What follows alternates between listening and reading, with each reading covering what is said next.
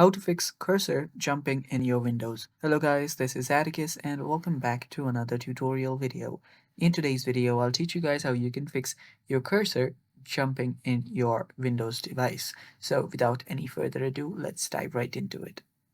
So the first step is you'll need to open up your run. You can open up your run by simply searching it on your Windows search bar or simply typing in your shortcut key, that is Windows plus R. After you hit Windows plus R, your run will open up. And what you'll need to search here is you'll need to type in main.cpl. So simply type that in and hit OK.